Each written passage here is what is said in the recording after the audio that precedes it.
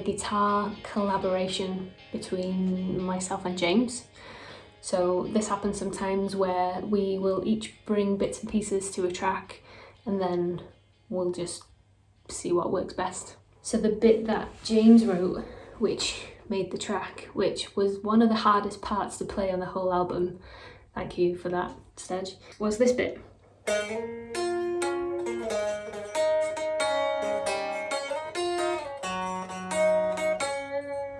Which is in like the build up for the pre-chorus, and I absolutely love it. I think it's really, really clever, but it didn't make my life particularly easy in the studio. Still Dreams is one of my favourites. Interesting fact on this one, every member of the band at some point on this song is playing a guitar.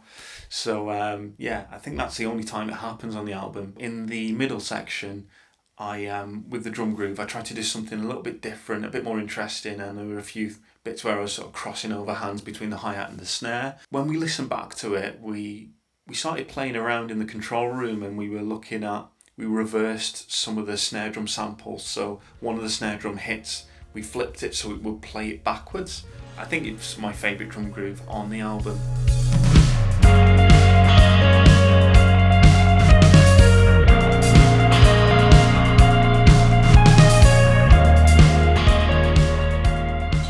This is like my favourite song that I've ever written, kind of from the perspective of the chords. This kind of pre-chorus bit was almost Elliott Smith inspired, I guess.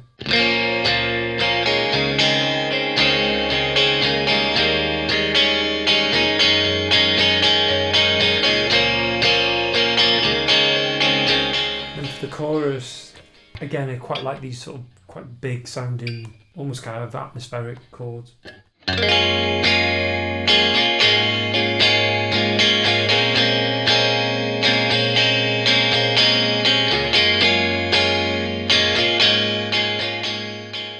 For me, this is one of James's best compositions. It just felt like a real sort of step up from some of the previous stuff, and it took me a while to settle on what I wanted to do with it. I think it had about 3 or 4 different choruses before the final one.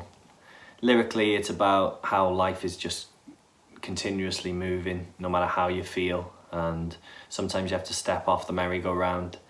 The song is about that feeling of knowing that you need to get back on but not really wanting to.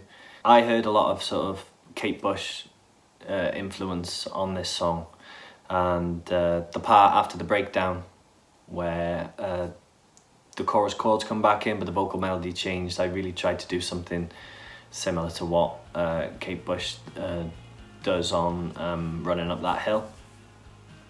I don't think I actually nailed it, but that was the thinking behind it. But yeah, as a track as a whole, I absolutely love Still Dreams. It's a perfect track to start winding down the album, because it's a little bit different from, well, most of the other things. It's still quite upbeat, it's still quite poppy, but it's got all of those core Kidsmoke things in it that you would expect.